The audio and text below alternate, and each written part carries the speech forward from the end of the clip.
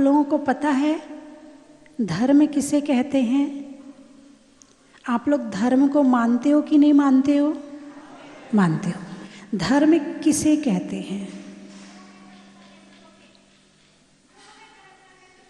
जो हमें गलत करने से रोके। बहुत सुंदर।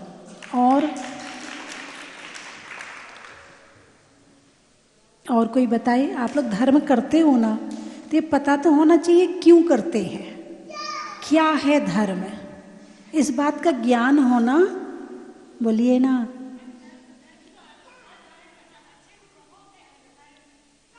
अच्छे गुणों को अपने अंदर धारण करना। बहुत सुंदर, बहुत बढ़िया, बहुत सुंदर।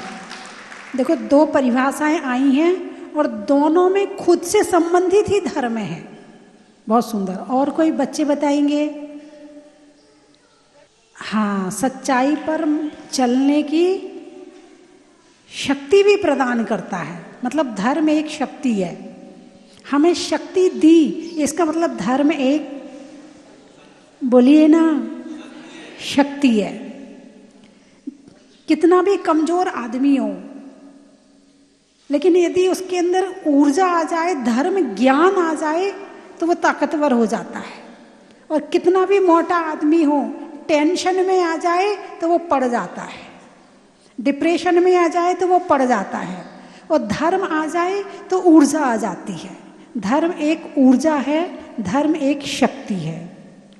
धर्म कहाँ मिलता है? हाँ, अब वही जैसे कपड़ा मिलता है कपड़े की दुकान में, है ना, ज्वेलरी मिलती है ज्वेलरी की दुकान में, सब्जी मिलती है सब्जी बाजार में। धर्म कहाँ मिलता है? गुरुओं के द्वारा। बहुत बढ़िया। और समाज से। बहुत बढ़िया। अपने परिवार से। बहुत बढ़िया। स्वयं को जानने से। बहुत बढ़िया। धर्म है क्या, पहले तो ये समझे। जैसा कि एक व्यक्ति आया गुरुजी के पास, बोला हम धर्म नहीं मानते हैं, धर्म कुछ नहीं होता है। अच्छा भाई, अच्छा एक बात बता, दो व्यक्ति लड़ रहे हैं, है ना, और एक व्यक्ति कमजोर है जिसकी कोई गलती नहीं है, और दूसरा व्यक्ति उसको पीट रहा है, तो तू जानता कि ये व्यक्ति बहुत अच्छा है, तेरी दृष्टि में अच्छा है, और कोई आके उसे पीटे, तू बचाएगा कि नहीं बचाएगा? बचाऊंगा, क्यों नहीं बचाऊंगा। तुझे उस पर दया आएगी कि नहीं आएगी? जरूर आएगी। बोले यही तो धर्म है। दया धर्म का मूल है, पाप मूल अभिमान, और तुलसी दया न छोड़िए जब तक तन में प्राण। धर्म यही तो है। क्षमा धर्म है, त्याग धर्म है, इंद्रियों को अपने वश में करना धर्म है, गलत रास्ते पर नहीं जाना धर्म है, अच्छे विचार रखना धर्म है, दूसरे के लिए अच्छा सोचना धर्म है, अपने जीवन को अच्छा बनाना धर्म है, भगवान की पूजा करना धर्म है, भगवान की माला फेरना धर्म है, किसी को आहार देना खाना खिलाना धर्म है। क्या क्या है धर्म? धर्म एक आचरण है। धर्म क्या है? एक आचरण है। मौन रहना धर्म है, बुरा नहीं देखना धर्म है, बुरा नहीं सोचना धर्म है। धर्म ऐसा नहीं है कि किसी के दुकान में जाएंगे तो वहां से वो पुड़िया में बांध के दे देगा और उसको लाके खा लो तो धर्म हो गया। नहीं, हर क्षण हर पल धर्म कर सकते हैं। किसी जीव की रक्षा करी तो धर्म है, आपने एक चींटी को भी बचा लिया तो धर्म है, आपने गलत भोजन नहीं किया तो धर्म कर लिया। हर क्षण धर्म हो सकता है। धर्म कहीं जाने से नहीं मिलता है, धर्म करने से होता है। बात समझ में आई कि नहीं आई? कहीं जाने से नहीं होता, धर्म करने से मिलता है। अब एक व्यक्ति जा रहा है, उसका पैर केले के छिलके में पड़ा, फिसल के गिर गया। अब बताओ, हंसोगे कि नहीं हंसोगे? अब वहां हंसना धर्म है कि अधर्म है? अधर्म है। जबकि हंसना अपने आप में कुछ नहीं है, लेकिन आपने किस लिए हंसा है उससे तुम्हारा धर्म और अधर्म हो जाता है। हंसना अच्छी चीज है, ऐसा नहीं कि हंसना बुरी चीज है, लेकिन आपने हंसा किस लिए है उससे आपको पाप और पुण्य का बंध हो जाता है। कर्म को तो मानते हो ना? कितने लोग मानते हैं कर्म को? बहुत बढ़िया। अभी हमारी जो चर्चा है ना, एक जैसे कहते हैं सीरियल, एक प्रवचन का सीरियल चल रहा है, उस सीरियल में कर्म का ही चल रहा है, कर्म ही चल रहा। कर्म 8 तरह के होते।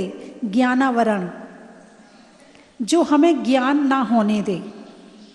दर्शनावरण, जो हमें देखने ना दे। मोहनीय, जो हमें भ्रमित करके रखे। क्या करके रखे? भ्रमित। भ्रमित जानते हो? एक होता है सत्य और एक होता है असत्य।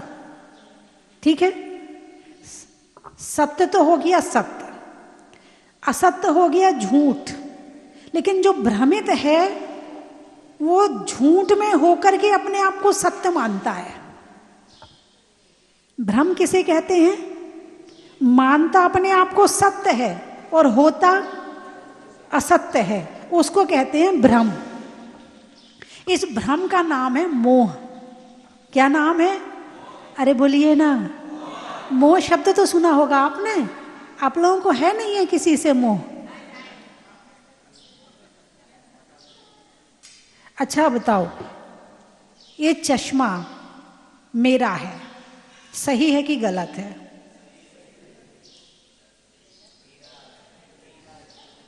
सोच के बोलो। ये चश्मा मेरा है क्या? है? अच्छा ये बताओ, चश्मा मेरा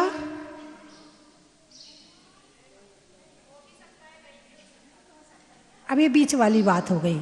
हो भी सकता और नहीं भी हो सकता। अब नहीं हो सकता पे जोर दो। क्या ये मेरा चश्मा है? यदि ये मान लो ये कोई चेन पहने है सोने की, अब वो क्या कहेगा? ये चेन मेरी है। अब कोई व्यक्ति उस चेन को खींच कर ले जाए, चोरी करके ले जाए और वो अपने घर में रखे, अब वो क्या कहेगा? ये चेन मेरी है।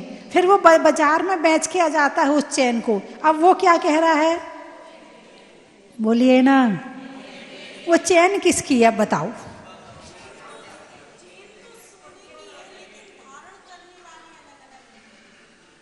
देखो, बहुत गहरी बात समझाने का प्रयास कर रही हूं।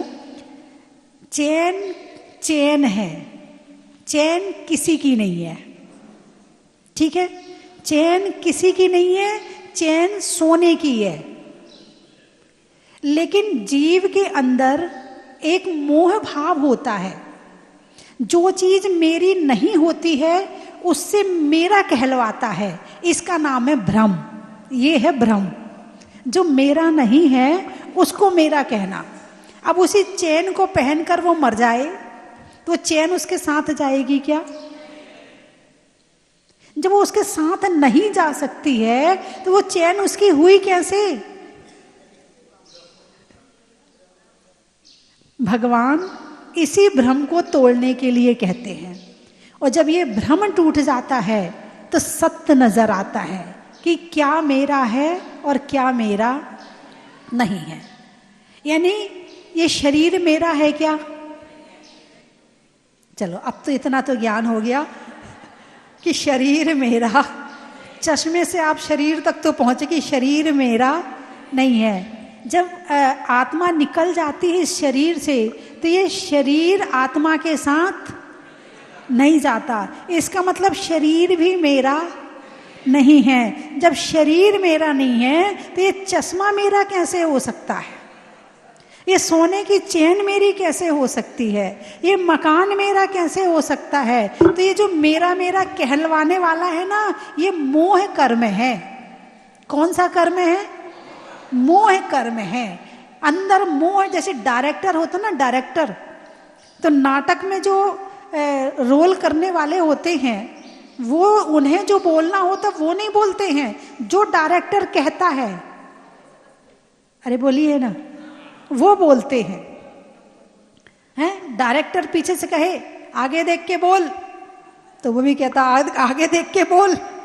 एक बड़ी अच्छी कहानी याद आ रही है कि एक बार एक जगह पूजा होनी थी, पंडित जी आए तो उन्होंने सारी सामग्री लिखवा दी, इतना सामान लिख लो। फिर पूछा पंडित जी पूजा कहाँ पर होगी? बोले इस आंगन में हो जाएगी। तो बोले क्या करना है? बोले इतना इतना आंगन लीप लो। लीपना जानते हो ना? इतना इतना आंगन लीप लो, बस इतने में पूजा हो जाएगी।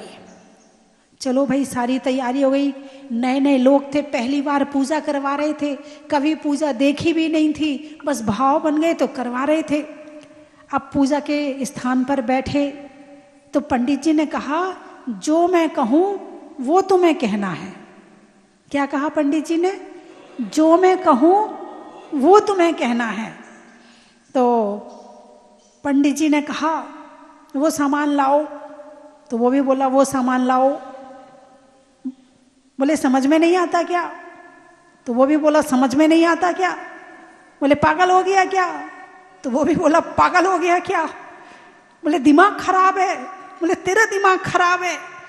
बस दोनों का होते होते, क्योंकि वो तो बेचारा सोच रहा है ये पूजा चल रही है, क्योंकि उसने पूजा कभी देखी नहीं थी। उसने सोचा यही पूजा होगी, पंडित जी ने कहा है जो मैं कहूँ वो ही बोलना, यही पूजा होती है, तो शायद यही पूजा होगी। तो वो भी बोले जा रहा। पंडित जी जितने गुस्से में कहें वो भी उतने गुस्से में कहे, पंडित जी जितने चिल्ला के कहे वो भी उतना चिल्ला के कहे। अब तो पंडित जी को वास्तव में गुस्सा आ गया, तो अब उसने भी अपना गुस्सा दिखाना शुरू कर दिया। हालांकि वो तो पूजा मान के कर रहा था, उसे नहीं पता था कि ये वास्तव में गुस्सा हो रही है। अब तो पंडित जी ने उसके बाल पकड़ लिए, तो उसने भी, क्योंकि वो समझ रहा ये तो पूजा हो रही है। अब पंडित जी ने बाल पकड़ के धक्का मारा, तो उसने भी पंडित जी को धक्का मारा। फिर दोनों गुत्थम गुत्थी होते होते होते जहां तक लीपा था उससे बाहर निकल गए। अब उसकी पत्नी जोर जोर से चिल्ला चिल्ला के रोए जा रही। पंडित जी ने कहा था इसके अंदर पूजा हो जाएगी, ये पूजा तो बाहर चली गई। क्या हो गई? ये पूजा तो बाहर चली गई। अब पहले पंडित जी बता देते तो मैं यहां तक लीप देती, अब ये पूजा तो बाहर चली गई।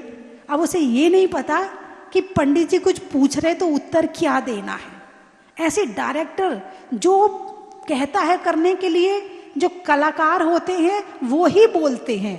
ऐसे ही हमारी आत्मा पर मोह कर्म हावी है।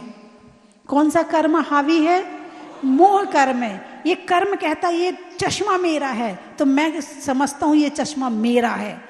ये नहीं पता चलता कि ये चश्मा मेरा नहीं है। सारी जिंदगी हम मोह कर्म के वशीभूत होकर सारी दुनिया को मेरा मेरा मेरा मेरा मेरा मेरा करते रहते हैं, और एक दिन सब छोड़कर यहीं पर चले जाते हैं। कोई कुछ लेके गया क्या साथ में हैं?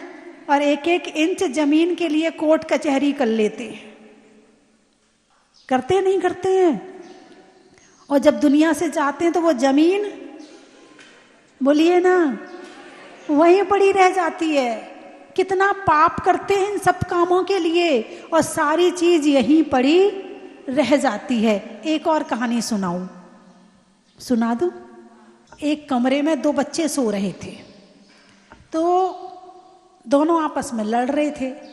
तो माँ ने बगल वाले कमरे से चिल्लाकर पूछा बच्चों क्यों लड़ रहे हो? बोले माँ तकिया एक है। और ये मुन्ना कहता है मेरी, मुन्नी कहती है मेरी है। माँ ने एक तकिया और दिया, लो शांति से सो जाओ। फिर लड़ने की आवाज आई। लड़ने की आवाज आई तो फिर बोले अब क्यों लड़ रहे हो? माँ चादर एक है। मुन्ना कहता मैं लूंगा, मुन्नी कहती मैं लूंगी। अब माँ ने एक चादर और दे दिया, बोले लो अपनी अपनी चादर ओढ़ो और सो जाओ। दोनों अपनी अपनी चादर ओढ़ के सो गए। थोड़ी देर बाद माँ को बच्चों की याद आई।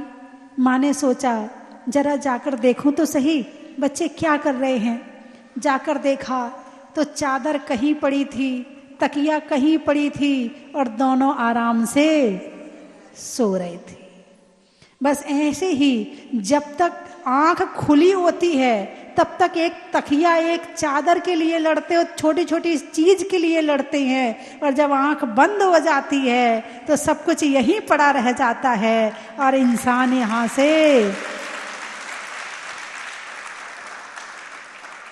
मुझे लगता है कि आपका ये ट्रिप, आपकी ये यात्रा, मेरे ख्याल से यदि ये बातें आपको याद रहेंगी, इसीलिए अपने जीवन में धर्म जरूर करना।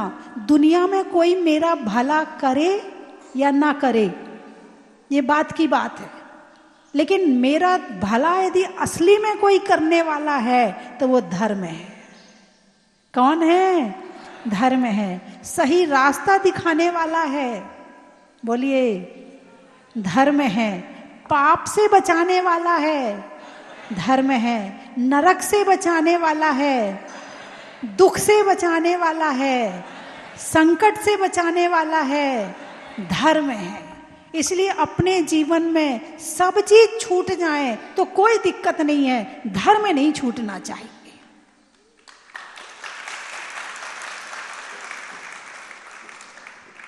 भोजन ना मिले तो भी चल जाएगा, प्यासे रह जाए तो भी चल जाएगा, लेकिन धर्म चला जाए नहीं चलेगा, क्योंकि धर्म से ही सुख आता है। धर्म से क्या आता है? अच्छा ये बताओ, सुख किस कर्म के उदय में मिलता, पाप या पुण्य? पुण्य कर्म। पुण्य कहां से आता है? धर्म से। पुण्य कहां से आता है? धर्म से। धर्म से पुण्य आता है, पुण्य से सुख आता है। क्या चाहिए? सुख की दुख? देख लो दिन भर क्या करते हो। पुण्य अच्छा लगता कि पाप अच्छा लगता? पुण्य अच्छा लगता। करते क्या हो, है ना?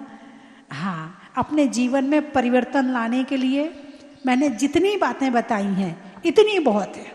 आप इतने को भी याद रख लिया तो ये समझना कि आपके जीवन में बहुत बड़ा परिवर्तन आ जाएगा। यदि और सुनना चाहते हो तो टीवी है, और सुनना चाहते हो तो मोबाइल है, मैं मोबाइल में आके भी सुना देती हूँ। एक बात और बता दूं, ये जो भगवान है ना, जमीन से निकले हैं। कहाँ से निकले हैं? जमीन से निकले हैं? चैत का महीना, शुक्ल पक्ष, आप समय देखना, चैत का महीना, शुक्ल पक्ष, 13 तिथि, सन 13, 23 अप्रैल मंगलवार को, और महावीर जयंती के दिन निकले हैं, और दिन के 12 बजे निकले हैं। और जब से निकले हैं इतने चमत्कार कि रोज कोई ना कोई आके बताता है कि आज मेरे साथ ऐसा अच्छा हुआ, मेरे साथ ऐसा अच्छा हुआ। किसी की सर्विस लग गई, किसी का बीमारी ठीक हो गई, किसी की संतान, मतलब पता नहीं कितने चमत्कार हो चुके। मात्र 12 वर्ष निकले हुए हैं और आज इतना बड़ा तीर्थ बन के तैयार, केवल 12 वर्ष में। 5 वर्ष में हो गया था, 5 वर्ष तो निकले हुए जब हुए थे तब बन के तैयार हो गया था। तो इतने भक्त आते हैं और बड़ी पूरे विश्व से आते हैं, अमेरिका से, दुबई से, लंदन से, है इधर भारत में आसाम, सब जगह से भक्त आते हैं। तो आप लोग भी भगवान को अपने मन में विचार करके इनका ध्यान करना। इनका भगवान का नाम है मुनि सुब्रत, 20वें तीर्थंकर। 24 तीर्थंकर होते हैं ना, तो 24 तीर्थंकर में ये 20वें तीर्थंकर हैं, मुनि सुब्रत भगवान। क्या नाम है इनका? मुनि सुब्रत भगवान। 9 बार यदि आप इनका नाम रोज लें तो आपको बहुत अच्छा रहेगा। ओम रीम मुनि सुब्रत नमः, इतने ही बोलने हैं आप बस। क्या बोलना है? ओम रीम मुनि सुब्रत नमः, और अंगुली में 1 2 3 4 5 6 7 8 9, बस 9 बार बोलने। और ऐसे बोलेंगे तो ये ओम बन जाएगा उंगली में, तो और शुभ हो जाएगा। ठीक है? अरे बोलिए ना, बोल लोगे आप लोग? आप चलते हो ना, तो आप चलते हो या कोई और चलाता है?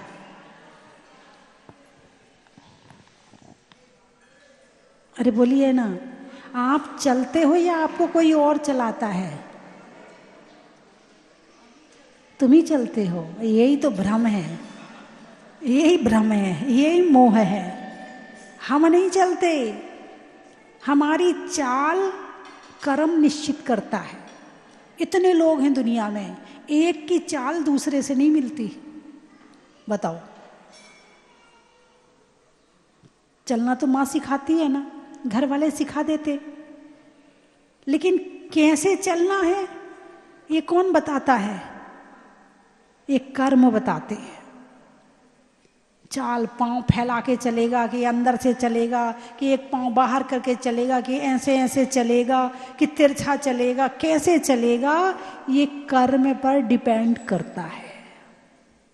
शरीर का एक एक रोम रोम भी कर्म पर डिपेंड है। शरीर में खून चल रहा ना, कौन कैसे चल रहा? तुम चला रहे हो? कौन चला रहा है? कौन चला रहा है? कर्म चला रहा है।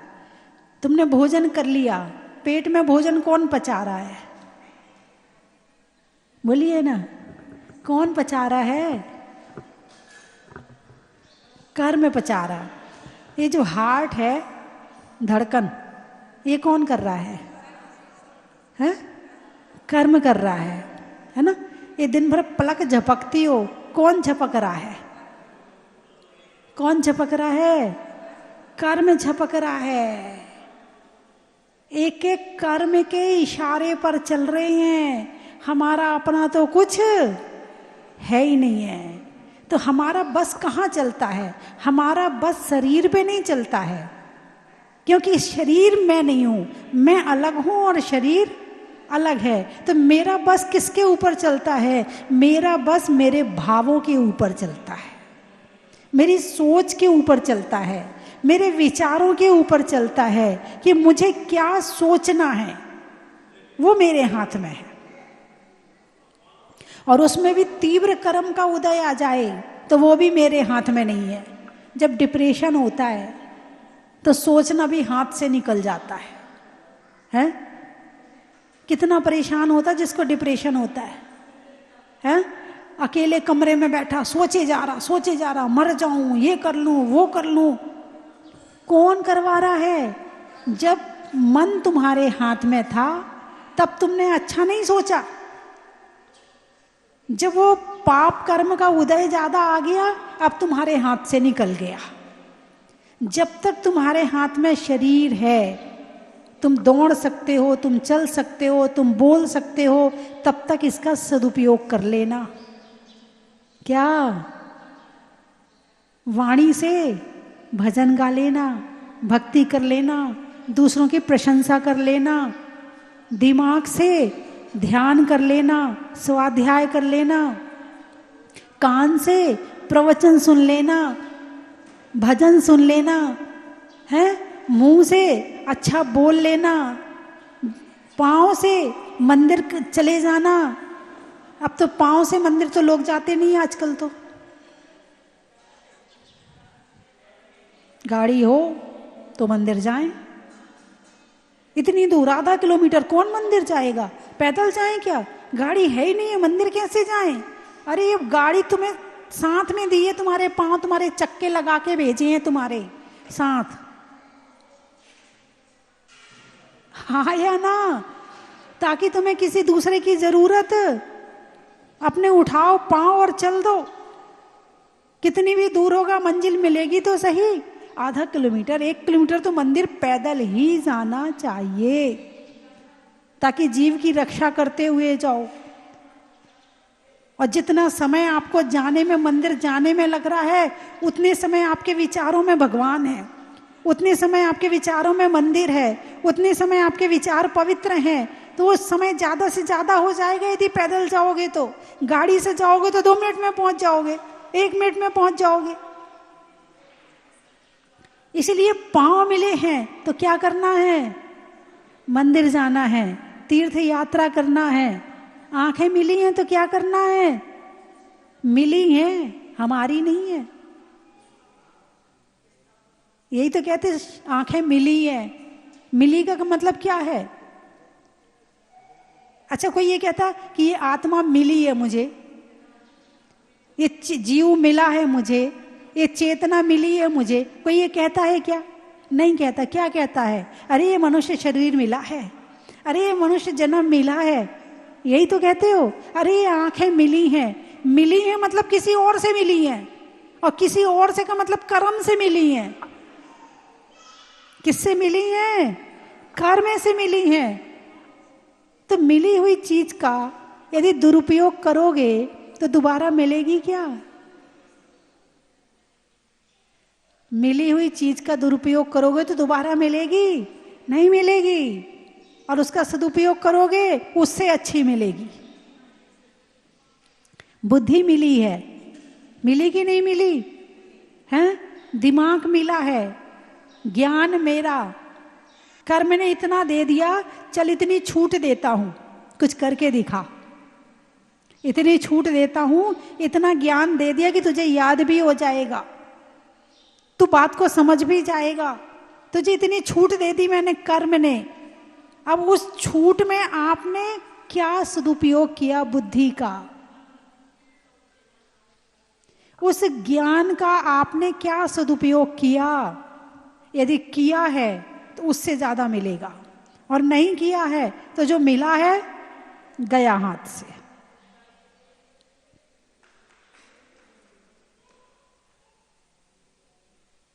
कुछ समझ में आया कि नहीं आया?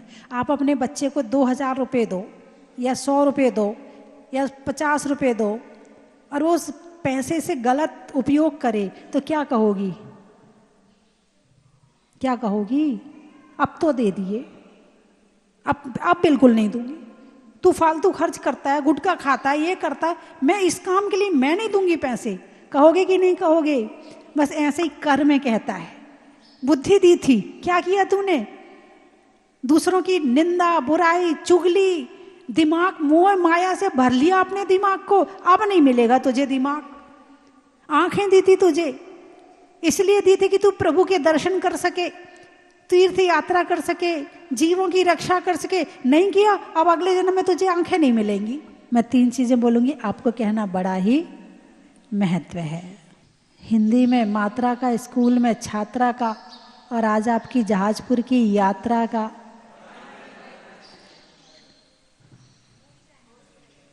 स्वभाव में नर्म का, भोजन में गर्म का, और करने में अच्छे कर्म का। पक्षी में हंसा का, पक्षी में हंसा का, पूर्ण होने में मंशा का, और करने में सबकी प्रशंसा का।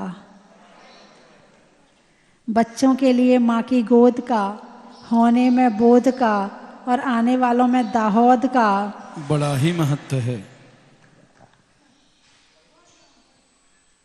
भोजगांव नदी में नाव का, मनुष्यों के अच्छे स्वभाव का, और आने वालों में भोज गांव का। बड़ा ही महत्व है। आम की बोर का, अंगुली में पौर का, और आने वालों में इंदौर का। बड़ा ही महत्व है। सुनने में ईयर का, छोड़ने में बियर का, और आने वालों में ग्वालियर का। बड़ा ही महत्व है। दवाइयों में डावर का, बच्चों में नहाने में सावर का, और आने वालों में सावर का। बड़ा ही महत्व है। गाने में सुर का, नृत्य में नूपुर का, और आने वालों में भरतपुर का। बड़ा ही महत्व है। गर्मी में शिकंजी का, पैसों में पंजी का, और आने वालों में केसरिया जी का। बड़ा ही महत्व है। बोलिए 24 भगवान की। नई चीज सीखने को मिली है कि हम किस तरीके से अपने मन की शांति को प्राप्त कर सकते हैं, क्योंकि आज का जो समय है ना उसमें छोटी छोटी बातों को लेकर टेंशन हो जाती है और मतलब ये समझ में नहीं आता कि हमको क्या करना चाहिए क्या नहीं करना चाहिए। तो एक आपने जो आज समझाया सिखाया उससे ये समझ में आया कि हमें अच्छे कर्म करने चाहिए और ऐसा काम करना चाहिए कि हमें और हमारे काम से किसी को किसी प्रकार की समस्या नहीं हो। Thank you. मैं आपको नमन करती हूँ। आपके द्वारा दिए गए वचन ये हमेशा हमारे हृदय में वास करेंगे, क्योंकि हम खुद भी तो यही चाहते हैं कि अपना जीवन किस प्रकार से सुखमय बनाएं। तो वो सुखमय बनाने का जो रास्ता आपने बताया है कि हमें किस प्रकार से छोटी छोटी चीज़ों को ध्यान में रखते हुए धर्म का पालन करना है, उसी से वो सुख हमको प्राप्त होना है। तो आज यहाँ हम बच्चों को मतलब हम इधर से निकल रहे थे और फिर एक्चुअली मेरा बर्थ प्लेस इधर ही है, शाहपुरा भिलवाड़ा। तो मैंने ही मैम वगैरह कहा कि इधर चलते हैं और ये बहुत ही सुंदर मंदिर है और यहाँ विजिट करने चलते हैं। तो वो लोग भी एग्री हो गए और आके उन्होंने भी यहाँ पर उस आनंद को प्राप्त किया जो मैं फील करती थी। माता जी स्वर्ग देखा भी होगा तो याद नहीं है और पता नहीं कैसा होगा, लेकिन इस मंदिर में आने से ऐसा लगता है कि स्वर्ग से ज़्यादा सुंदर बाबा का दरबार है। आपके प्रति हम बहुत पूरा समाज कृतज्ञ है कि आपके आशीर्वाद से और समाज के द्वारा निर्माण किया गया ये अद्भुत मंदिर हम सबको देखने को मिल रहा है। तो स्वर्ग में भी जाएंगे तो हमको याद आएगा कि हमने ऐसा ही कुछ मुनीश्वर भगवान का मंदिर देखा था। बहुत बहुत कृतज्ञ है हम सब कि आपका सानिध्य हम इस समाज को मिला है और आपने इतने सुंदर मंदिर का निर्माण करा है। बहुत बहुत कृतज्ञ करता हूँ परिवार की और समाज की ओर से। सुंदर अनुपम है ये जिनवर का दरबार, यही श्रद्धान हमारा, यही श्रद्धान हमारा। चलो स्वस्ति धाम, आओ स्वस्ति धाम, चलो स्वस्ति धाम, चलो स्वस्ति धाम, चलो स्वस्ति धाम, आओ स्वस्ति धाम, चलो स्वस्ति धाम। स्वस्ति धाम मुझे जाना है, मन में है ये धारणा। स्वस्ति धाम मुझे जाना है, मन में है ये धारणा। तीर्थ ये मुनि सूरतनाथ भगवान का, मुकुट बन गया पूरे राजस्थान का। बंधुओं, आज ये जहाजपुर तीर्थ स्वस्ति धाम जहाज मंदिर भूगर्भ से तटित अतिशयकारी मुनि सूरतनाथ भगवान का जहाज मंदिर पूरे विश्व की अद्वितीय धरोहर बन चुका है। आज ये तीर्थ golden book of world record में दर्ज हो चुका है। ऐसे ऐतिहासिक जिनालय में कई कार्यक्रम आयोजित होते रहते हैं। इसी श्रृंखला में एक 3 दिवसीय महामहोत्सव का आयोजन होने जा रहा है। परम पूजनीय सिंहरथ प्रवर्तक त्रिलोक तीर्थ प्रणेता आचार्य भगवान विद्याभूषण सन्मति सागर जी महाराज की आज्ञानुवर्तित शिष्या गण्यारिका स्वस्ति भूषण माता जी के सत्संग पावन सानिध्य में। बंधुओं, ये स्वस्ति धाम आपको बुला रहा है। आने वाली 31 अक्टूबर को उत्तर भारत के प्रथम आचार्य और छाणी परंपरा के ज्येष्ठ आचार्य आचार्य भगवान शांति सागर जी महाराज की 138वीं जन्म जयंती स्वस्ति धाम जहाजपुर की पावन धरा पर परम पूजनीय गुरु मां गण्यारे का स्वस्ति भूषण माता जी के सत्संग पावन सानिध्य और निर्देशन में मनाई जाएगी। उस दिन 1008 भक्तों द्वारा आचार्य श्री की महापूजा की जाएगी। आप इस कार्यक्रम में सादर आमंत्रित है। इसी श्रृंखला में 1 नवंबर को परम पूजनीय भारत गौरव गुरु मां गण्यारे का स्वस्ति भूषण माता जी, जिनकी साधना और तपस्या के फल से आज ये स्वस्ति धाम तीर्थ जन जन के मानस पटल पर अंकित हो चुका है, उनका जन्म जयंती महामहोत्सव शुभकामना परिवार जो पूज्य माता जी की प्रेरणा से पूरे भारतवर्ष में लगभग 400 शाखाएं संचालित है, उनका अधिवेशन और पूज्य माता जी के चातुर्मास निष्ठापन के बाद पिछी परिवर्तन का भव्याति भव्य कार्यक्रम 1 नवंबर को आयोजित होगा और 2 नवंबर को मुनि सूरतनाथ भगवान की भक्ति। बंधुओं, 2 नवंबर को मुनीश्वरनाथ विधान का आयोजन किया जा रहा है। उस विधान में अधिक से अधिक संख्या में बैठ करके भक्ति करने का सुनहरा मौका पूज्य गुरु मां के सत्संग पावन सानिध्य में पूज्य माता जी के द्वारा रचित विधान उन्हीं के सानिध्य में करने का सुनहरा मौका हम सबको मिलने जा रहा है। तो आप इस विधान में बैठ करके भक्ति कर सकते हैं। इसके लिए एक जोड़े की न्योछावर राशि मात्र 1100 रुपये है। कोई अकेला बैठना चाहे तो मात्र 500 रुपये की राशि में आप अपना नाम दे सकते हैं। तो बंधुओं, इस 3 दिवसीय कार्यक्रमों की श्रृंखला में आप सादर आमंत्रित हैं। आप अपनी सूचना स्वस्ति धाम पर दे सकते हैं। बाहर से पधारे सभी भक्तों के आवास एवं भोजन की समुचित व्यवस्था क्षेत्र समिति द्वारा की जा रही है। धन्यवाद। आज रत्नों की थाल को भर लाओ रे आज, आओ आओ करे रे गुणगान आरती भगवन की, आओ आओ करे गुणगान आरती भगवन की, आओ आओ करे रे गुणगान आरती भगवन की।